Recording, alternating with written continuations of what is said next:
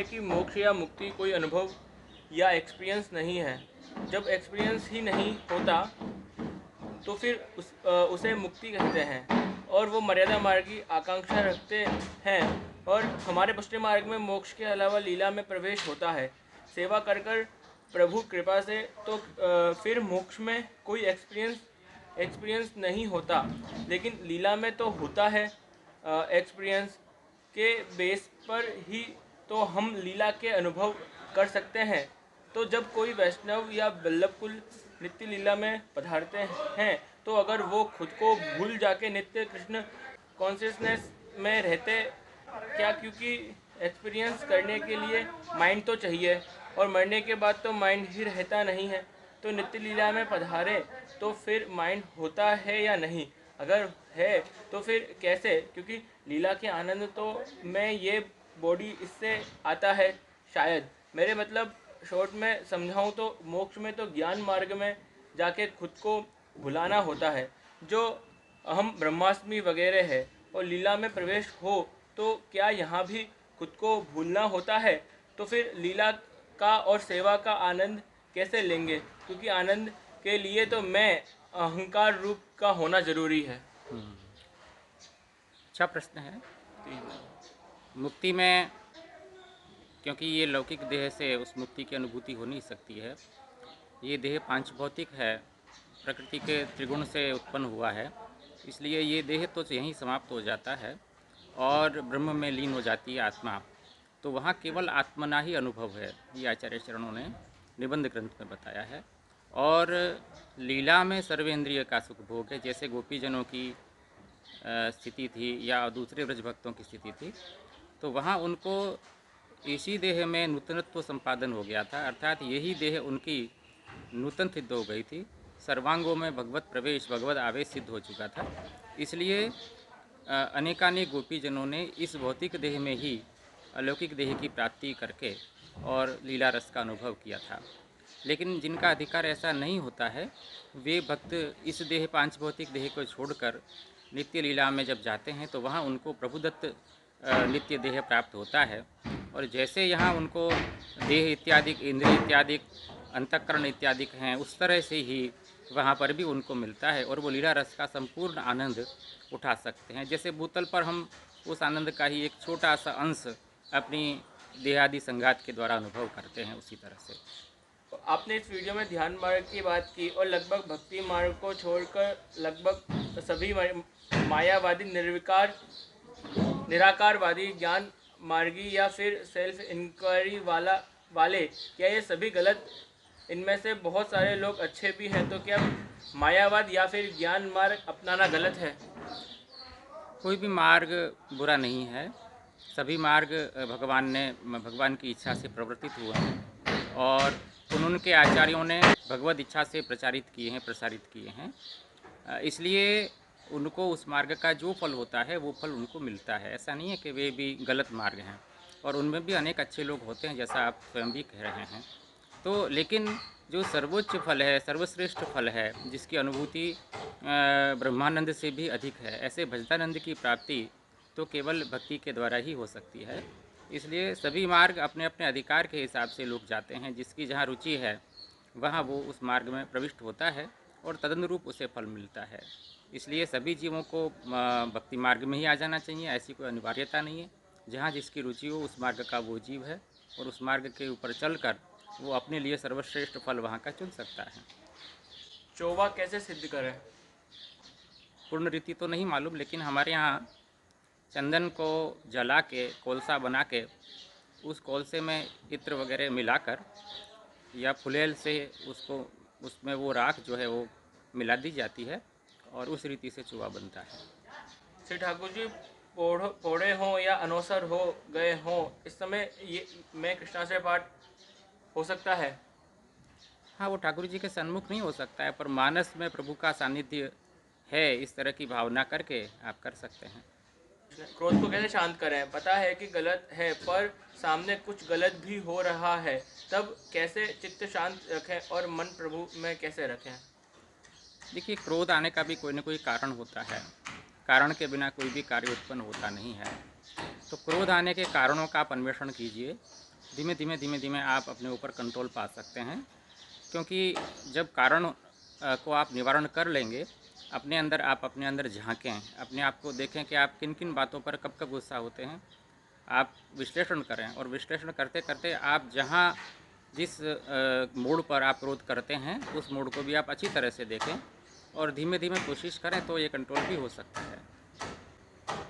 पुष्टि मार्ग में माधुर्य एवं मंजरी सहचरी रस की प्राप्ति का विधान है क्या, कि सिर्फ वात्सल्य भाव और सख्य भाव मिलता है? पुष्टि जीव तो गोलोक में क्या पद प्राप्त होता है?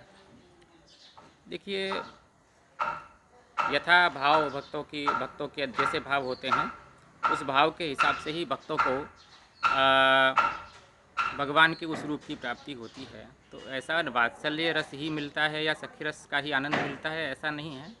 परंतु जिस भाव से भक्त भजता है, चाहे वो माधुर्य भाव हो, तो माधुर्य भाव का भी वर्णन अपने पुष्टि मार्ग में बहुतायत से किया गया है।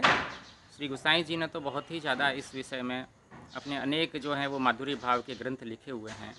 श्रृंगार रस मंडन है, स्वामी न्यष्टक इत्यादि बहुत सारे ग्रंथ आपने इस विषय के लिखे हुए हैं। तो यथा अधिकार भक्त उस भाव में जाता है जिस भाव का अधिकार उसको मिलता है, और उसके हिसाब से वो पुष्टि मार्गीय तत्त भाव के अंतर्गत जो परम फल है उसकी प्राप्ति करता है। लीला रस का भी अनुभव करता है, माधुर्य रस का भी अनुभव करता है भगवान के साथ में, सख्य रस का भी अनुभव करता है, वात्सल्य का भी करता है, दास्य का भी करता है, और भी कोई भाव हो तो उनका भी वो अनुभव भगवान के साथ में कर सकता है लीला लोक में। कलयुग के साथ साथ पुष्टि मार्ग धुंधला होते प्रतीत हो रहा है। कभी मन में भय उत्पन्न होता है कि ब्रह्म संबंध ले भी लिया तो आगे के घोर कलयुग में कैसे उसकी रक्षा एवं निर्वाहन करेंगे? देखिए, ये तो बात कलयुग आगे जाके और भी स्थितियाँ खराब होंगी, लेकिन भक्ति मार्ग के लिए स्थितियाँ कैसी भी खराब हों, भगवान हमेशा अपने भक्त की रक्षा करते ही हैं। क्योंकि शिक्षा पत्र में कहा गया है, कालोयम कठिनोपि श्री कृष्ण भक्तान न बाधते। चाहे काल कैसा भी कठिन हो, परंतु जो ठाकुर जी के सच्चे भक्त हैं उनको ये काल भी बाधा नहीं कर सकता है। तो निश्चित कठिनाइयाँ आएंगी, लेकिन और भक्ति मार्ग में भगवान विधि से प्रसन्न नहीं होते हैं, प्रेम से प्रसन्न होते हैं। इसलिए विधि कहीं अधूरी भी रह जाए, छूट जाए, परंतु आपके अंदर प्रेम है तो प्रभु आपको निश्चित रूप से बिना विधि के भी आपको मार्ग में आगे बढ़ाएंगे, ये निश्चित है। इसलिए विश्वासपूर्वक महाप्रभु की वाणी, और महाप्रभु जी ने ये मार्ग प्रकट किया है तो केवल 500 वर्षों के लिए प्रकट किया है ऐसा तो नहीं है ना। सिद्धांत अखंडित हैं और उन सिद्धांतों पर जो चलेगा वो निश्चित प्रभु को प्राप्त करेगा। भले थोड़ी कठिनाइयाँ उसके सामने हों, लेकिन फिर भी महाप्रभु की आश्रय में रहते हुए, प्रभु के आश्रय में रहते हुए यदि वो प्रेम से प्रभु का भजन सेवा करेगा, कथा करेगा या शरणागति को ग्रहण करेगा तो वो निश्चित प्राप्ति कर सकता है। पुष्टि मार्ग में श्रीनाथ जी और बालकों के पीछे बाबा क्यों लगाया जाता है? बाबा तो एक उर्दू शब्द है, तो क्यों पुष्टि उपासना में मिलिच भाषा का शब्द है? जैसे श्रीनाथ जी का जामा, अब जामा तो मुगलिया शब्द है, साथ ही हवेली ये भी शब्द उर्दू भाषा से आता है, तो इसके पीछे क्या कारण रहा? देखिए, उर्दू कोई भाषा नहीं है असल में। उर्दू एक प्रकार की हिंदी ही है जो फारसी अरबी शब्दों के मिश्रण से बनी हुई है। उर्दू कोई पृथक भाषा नहीं है। मूल भाषा उनकी अरेबियन की, जो मुसलमानों की भाषा अरबी है, फारसी है। इसलिए और ये भाषा खास करके यहाँ भारत में प्रचलन हुई क्योंकि यहाँ पर हिंदी भी चलती थी और अब अरबी फारसी लोग आए तो उन्होंने अपनी भाषा के भी शब्द यहाँ पे घुसाए। और हिंदी भी जो है वो मूलतः पूर्व में ब्रजभाषा का ही एक रूप है जो बाद में जाके हिंदी के रूप में विकसित हुआ। तो भाषा जो होती है उसमें अनेक शब्द बाहर से आते हैं, अनेक शब्दों का बाहर से ग्रहण होता है, और दूसरी भाषाओं में भी अनेक प्रकार के शब्द जो हैं वो यहाँ के भी हैं, हिंदू संस्कृत के भी, हिंदी के भी शब्द और अन्य भाषाओं में भी उपलब्ध होते हैं। तो भाषाएं तो जहाँ जहाँ से लोग आते हैं वहाँ से भाषा लेके आते हैं, और उनके कुछ शब्द वर्तमान समाज जहाँ वो रहते हैं उनमें मिश्रित होकर वो भाषा में प्रयुक्त होते हैं। वार्ता में भी अनेक इस प्रकार के शब्दों का प्रयोग मिलता ही है, और सेवा में भी इस प्रकार के, जैसे फतवी है, तो ये फतवी, ये शुद्ध जो है वो एक जैकेट जैसा एक पहनावा होता है जो हम प्रभु को शीतकाल की बारस में धराया करते हैं, तो फतवी शब्द है।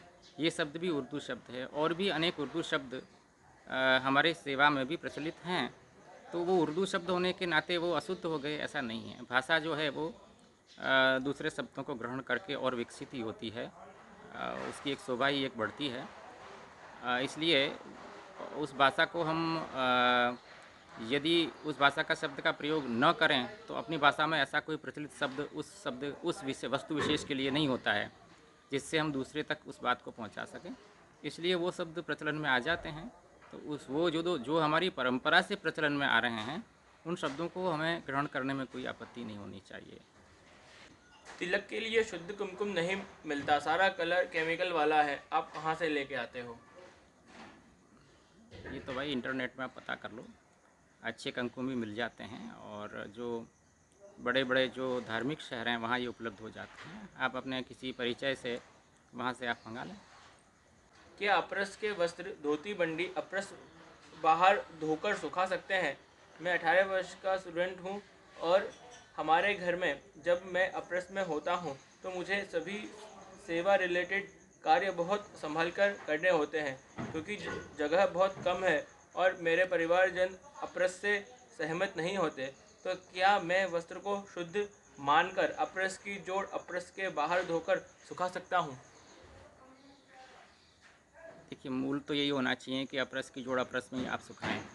जो अपनी परंपरा है वो तो यही कह रही है, परंतु फिर भी आपको यदि असुविधा होती हो और तकलीफ़ पड़ती हो तो ऐसा भी आप कर सकते हैं।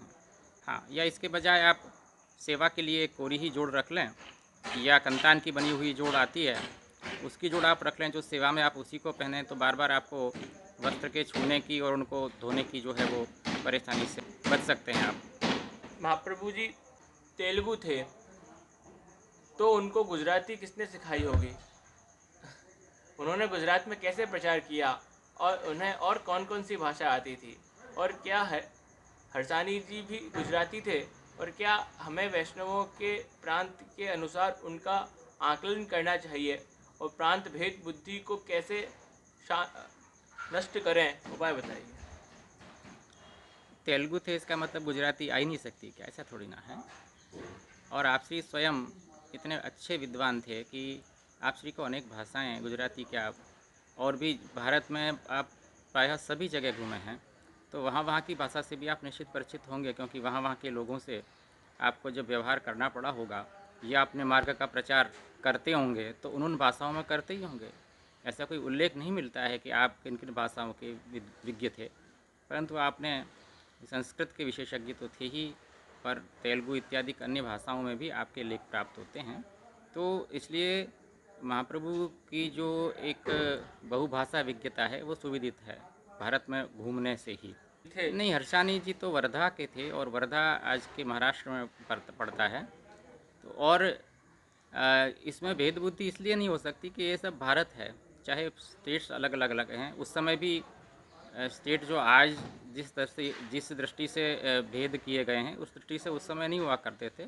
राजाओं का राज्य था, तो इन सब के नाम भी जो आज हैं वो नहीं हुआ करते थे उस समय। तो इसलिए प्रांत भेद से कोई भेद बुद्धि मुझे तो समझ में नहीं आती है।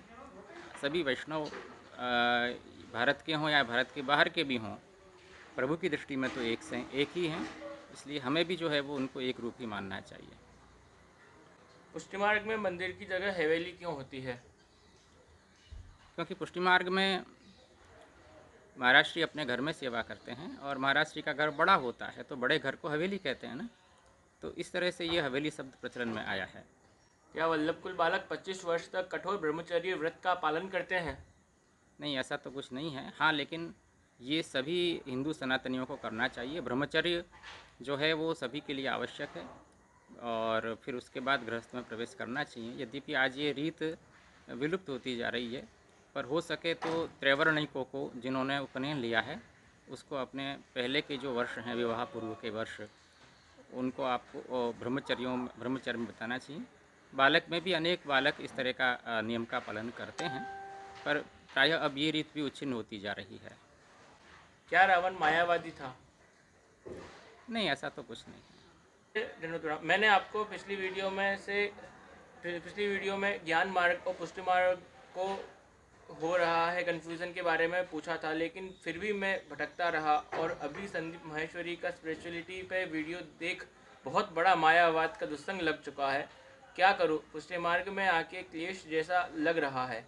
कौन से भी मार्ग में स्थिरता नहीं आ रही है और मायावाद के कारण मैं कृष्ण भगवान को और राम भगवान को एक आत्मज्ञानी पुरुष समझ लिया है और डिप्रेशन में चला गया हूँ। और मुझे पुष्टि मार्ग के लिए इतनी नफ़रत क्यों हो रही है? क्या पता क्या इसका कोई संबंध है? मैं मायावाद के ज़्यादा ही डीप में चला गया हूँ कि मैं ही ब्रह्म हूँ, ब्रह्म सत्य, जगत मिथ्या वगैरह, लेकिन वजह जके भी बहुत डर लग रहा है। वल्लभ कुल और पुष्टि मार्ग के प्रति आसक्ति क्यों नहीं हो रही है और कुछ भी नहीं समझ रहा और मैं मर जाऊंगा। ये अजीब अजीब थॉट्स आ रहे हैं। कृपया मायावाद के प्रति सहज आकर्षण क्यों हो रहा है, कुछ आपकी दिव्य दृष्टि से बताएं। और कुछ भी अच्छा नहीं हो रहा। क्या मैं पुष्टि मार्ग के लिए बना नहीं हूँ? प्लीज़, मैं बहुत ज़्यादा परेशान हूँ। पता है बहुत ज़्यादा बड़ी गलती हो गई है, लेकिन क्या करूँ? हालत ही कुछ ऐसे थे कि संदीप माहेश्वरी का सुनना पड़ा। वो अच्छा भी बोलता है, लेकिन क्या पता था कि ऐसे हो जाएगा। प्लीज़, मुझे भी बाकी लोगों की तरह जानने हैं कुछ सत्य बातें। देखिए, महाप्रभु का सिद्धांत, शास्त्रों का जो सिद्धांत है वो ये है कि आपको जिस मार्ग में आपकी गहरी रुचि हो, आंतरिक रुचि हो, उस मार्ग का अनुसरण आपको करना चाहिए। इसलिए आपको किस मार्ग में रहना चाहिए ये तो आपकी जो आंतरिक रुचि है वही बता पाएगी, मैं तो आपको नहीं बता पाऊँगा। और आप कन्फ्यूजन में न रहें। आपको मरने के ख्याल आते हैं तो आपको एक बार साइकियाट्रिस्ट को दिखाने की ज़रूरत है। आजकल साइकियाट्रिस्ट का उपयोग बहुत किया जाता है। ज़रा भी परेशानी हो तो उनसे आप कुछ दिन की दवा लेकर आप ठीक हो जाएंगे, क्योंकि ये संदेह में रहना ये भी एक जो है वो मानसिक समस्या है। तो इस मानसिक समस्या को आप शारीरिक समस्या है तो इसके भी लिए भी आज डॉक्टर उपलब्ध हैं। तो आप मानसिक डॉक्टर को दिखाइए, उनसे आप सलाह लेके और फिर अपने हृदय से आप किसी भी मार्ग को चुनिए जो आपके हृदय में अच्छा प्रतीत होता हो।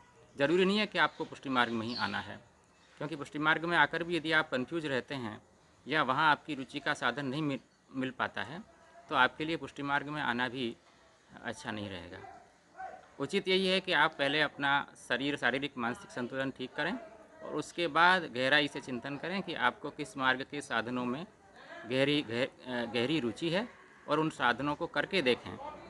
तो वो साधन जिस मार्ग के सिद्ध हो रहे होंगे, निश्चित आप उस मार्ग के अनुयायी हैं तो आपको उसी मार्ग का अनुकरण करना चाहिए। समझता तो है कि पुष्टि भक्ति मार्ग सर्वश्रेष्ठ है, लेकिन अगर डीपली देखूँ तो आनंद और शांति मिल ही नहीं रही है। बाकी सेल्फ अंडरस्टैंडिंग वाला एक रास्ता बचा है, लेकिन वो मायावाद की तरफ ले जाएगा तो जाऊं क्या? मैंने इसका उत्तर अभी दे ही दिया है। आप इस उत्तर को गहराई से विचारेंगे तो आपको समाधान स्वयं मिल जाएगा। एपिसोड 17 में आपने चापासनी में विरासते श्री श्याम मनोहर प्रभु के इतिहास के विषय में समझाते हुए एक पुस्तक का वर्णन किया था। उसका नाम क्या है जय? मुझे 84-252 वैष्णव के ठाकुर जी के प्रागट्य और इतिहास के बारे में जानना अच्छा लगता है। जूनागढ़ से प्रकाशित है और श्री नवनीत लाल जी महाराज श्री जूनागढ़ में विराजते हैं। आप श्री जामनगर के श्री रुजसुन लाल जी काका जी के सुपुत्र हैं, अच्छे विद्वान हैं। उन्होंने इस पुस्तक का प्रकाशन किया है। जूनागढ़ में जाकर आप नवनीत बाबा नाम से विख्यात हैं, आप उनके यहाँ से आप ये पुस्तक मंगा सकते हैं। आपने एक वीडियो में कहा था कि पुष्टि मार्ग रुद्र संप्रदाय में नहीं है, तो ऐसे तो पुष्टि मार्ग चतुर संप्रदायों से बाहर हो गया, तो पुष्टि मार्ग बाकी गुरु शिष्य परंपरा कहाँ से शुरू होती है? कृपया बताइए। विष्णु स्वामी पथ में आता है क्या पुष्टि मार्ग? और आचार्य चरण ने दीक्षा गुरु कौन थे श्रीनाथ जी के अतिरिक्त जो उनको गुरु शिष्य परंपरा से जोड़ते हैं? मैंने स्पष्टीकरण दिया था उस समय। विष्णु स्वामी संप्रदायांतर्गत महाप्रभु अपने आप को लिखते हैं, तो निश्चित ही वो विष्णु स्वामी संप्रदाय का मैं हूँ ऐसा मान रहे हैं। लेकिन पुष्टि मार्ग की जब शुरुआत होती है तो वो शुरुआत महाप्रभु जी से ही होती है, और क्योंकि श्रीनाथ जी ने ही उनको ये मंत्र प्रदान किया था, तो गुरु शिष्य की परंपरा, श्री जी बाबा उनके गुरु हुए और जिनको मंत्र दिया वे आचार्य चरण थे, तो गुरु शिष्य की परंपरा वहाँ से हो जाती है शुरू। चतुर्थ संप्रदाय में इसलिए हैं कि महाप्रभु स्वयं विष्णु स्वामी संप्रदाय के अंतर्गत अपने आप को मानते हैं, इसलिए चतुर्थ संप्रदाय के बहिर्भूत तो ये पुष्टि मार्ग भी नहीं है, अर्थात चतुर्थ संप्रदाय के अंतर्गत होते हुए भी एक स्वतंत्र मार्ग है, इस तरह से मैं कह रहा हूँ। श्यामोबा ने तिलकायत गोस्वामी जी के नाथद्वारा मंदिर पे व्यक्तिगत अधिकार पे व्याख्यान दिया था। वो सुन के लगा कि पुष्टि मार्ग में इतना मतभेद है, तो इस मतभेद की गुत्थी को हम कैसे सुलझा के प्रभु भक्ति में लगें। देखिए, सभी आचार्य हैं, अपना अपना मत अपने अपने प्रमाणों से प्रस्तुत करते हैं, तो जिसको जो मत अच्छा लगे, मैं तो ये मानता हूँ कि जिसको जिस साधन से प्रभु में प्रेम हो सके वो साधन उसके द्वारा किया जाना चाहिए। और दूसरी बात यह है कि मतभेद कहाँ नहीं होते हैं। यदि एक ही प्रकार का मत हो तो उसमें आनंद भी नहीं होता है। इंद्रधनुष में 7 रंग होते हैं, तब जाके वो इंद्रधनुष और उसका आनंद लिया जा सकता है। अगर इंद्रधनुष एक ही रंग का हो तो क्या आनंद आएगा। तो इसी तरह से सभी आचार्य अपना अपना पक्ष प्रस्तुत करते हैं, सब प्रमाण प्रस्तुत करते हैं, उनके अनुयायी उनका अनुसरण करते हैं और उनको भी आनंद आता है। तो इसलिए आप भी ये न सोचें कि सभी एक हो जाएंगे, कभी भी एक होने का तो कोई प्रश्न ही नहीं है और एक होने में आनंद भी नहीं है। अगर एक बगीचे में एक ही प्रकार के फूल हों, एक ही रंग के फूल हों तो क्या आनंद आएगा। पर एक बगीचे में अनेक रंग के, अनेक सुगंधों के फूल हों तभी आनंद आता है ना। जैसे आपको वचन सत्य है, कोई भी व्यक्ति दूसरे व्यक्ति को अन्याय करने की ज़बरदस्ती नहीं कर सकते, पर मेरी उम्र कम है इसलिए बड़ों का विरोध मैं नहीं कर सकता। जैसे मैं नित्य प्रभु से क्षमा याचना करूं और मन से उनको ही आश्रय करता हूं। जैसे मेरा ये प्रश्न था कि मैं भी अभी गुरु आज्ञा से सेवा सिद्धांत सीख रहा हूं और प्रभु को दूध और मिश्री धरता हूं, तो हम मनुष्य मिश्री पर निर्वाह नहीं कर सकें और असमर्पित भी निषिद्ध है, तो जो सखड़ी को सेवन करे उसको समर्पित कैसे करें। देखिए, अभी आप बालक हैं और कोई उपाय भी नहीं है आप कि आप सखड़ी प्रभु समर्पित कर सकें। तो मेरी दृष्टि में तो यही उचित है कि आप जो भी प्रभु को भोग धरते हैं उसको अपने सखड़ी अनसखड़ी आप जो भी लेते हैं बाहर, उसमें उसको मिश्रित करके और उसको प्रभु समर्पित भाव से मानकर उसी को लें, ये ज़्यादा उचित है। आगे मन में ये रखें कि कभी ये भी प्रभु कराएंगे हमसे, ताकि हम संपूर्ण समर्पित होकर संपूर्ण समर्पण कर पाएँ। मैंने ये सुना है कि लौकिक जीवन में भी कई वस्तुओं के आश्रय करते हैं, तो इसका अर्थ क्या है और इस प्रकार के अन्याश्रय को त्याग कैसे करें। हाँ, लौकिक जीवन में भी हम अनेक वस्तुओं का सहारा लेते हैं, पर वो सहारा जो है वो मुख्य रूप से हम न लें। मुख्य रूप से तो हमारे प्रभु ही आश्रय हैं और प्रभु का आश्रय करते करते जो भी हमको किसी न किसी से हेल्प तो लेनी ही पड़ती है, लेकिन ठीक है, उसको एक थैंक भी अपन को बोलना पड़ता है। तो औपचारिक रूप से आप उसको थैंक यू बोल सकते हैं, बोलना भी चाहिए व्यावहारिक रूप से, लेकिन मूल अपना आश्रय जो है कि प्रभु ही सर्वकर्ता हैं, कार्यता हैं, और ये भाव आपको सतत बनाए रखना होगा। तो धीमे धीमे अन्य के सहारे की जो भावना है वो समाप्त हो पाएगी। हमारे यहाँ ट्यूबवेल कुआं जल की सेवा है, पर परिस्थितिवश वहाँ का जल शुद्ध नहीं आता है, तो ऐसे में क्या कर सकते हैं। उस समय जो जल आपके पास उपलब्ध हो, जिसको आप शुद्धतम अवस्था में पीते हों, वही अपने प्रभु को धराना चाहिए।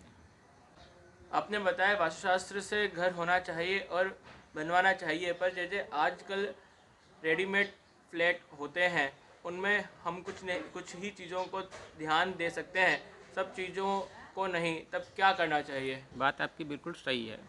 तो उसमें फिर आप चिंता ना करें, जैसा भी घर आपको, आप उसमें सिर्फ अपने प्रभु की सुविधा देखें कि आपके प्रभु किस तरह से उसमें सुविधापूर्वक विराज सकते हैं। ऐसा ही फ्लैट लें, ऐसा ही स्थान लें, तो बस प्रभु विराजते ही जहाँ कहीं कमी होती है वो पूरी हो जाएगी। और भगवान नाम लें विशेष रूप से, ताकि जहाँ कुछ कमी हो वो पूरी हो जाए। अभी मैं शरद बाबा श्री का बालबोध के ऊपर वचनामृत सुन रहा था, तो उसमें आया कि सांख्य और योग में मुक्ति हो जाने पर आत्मा के सारे बंधन छूट जाते हैं और मुक्ति हो जाती है, तो आत्मा मुक्ति के बाद ब्रह्म में लीन हो जाती है क्या। आदि, नहीं तो क्या होता है? सही बात है। सांख्य मार्ग और योग मार्ग में आत्मा जो है वह अपने अक्षर ब्रह्म में लीन हो जाती है और उस समय जो है वो जीव, स्वतंत्र जीव का कोई अस्तित्व शेष नहीं रह जाता, वो ब्रह्मलीन हो जाता है, ब्रह्म में मग्न हो जाता है। मेरा जोड़ कुल्हे का स्वरूप है। 21 साल से उनके वस्त्र बहुत ही जीने हो गए, तो हम उनको ऊपर से दूसरे वस्त्र कर सकते हैं क्या? कोई की नीडल उसे करना होगा, यूज़ करना होगा। आप है ना उनको इस तरह से पधराएं कि इस तरह से आप उनको किसी डिब्बी में या किसी ऐसी वस्तु में रखें कि जिससे वो सुरक्षित रहें। ऊपर से तो आप दोबारा से अब वस्त्र कैसे उसके ऊपर आप जो है वो लगा सकते हैं सुई इत्यादि के द्वारा, वो थोड़ा मुश्किल काम है। अपने गुरु से या तो आज्ञा लीजिए या तो फिर जो है वो जैसे आप ये सेवा में विराजते हैं, आपकी आँख खुले का जो स्वरूप है वो, उसको आप सुरक्षित रखें ताकि अभी जो जीर्ण हुआ है वो आगे और जीर्ण न हो।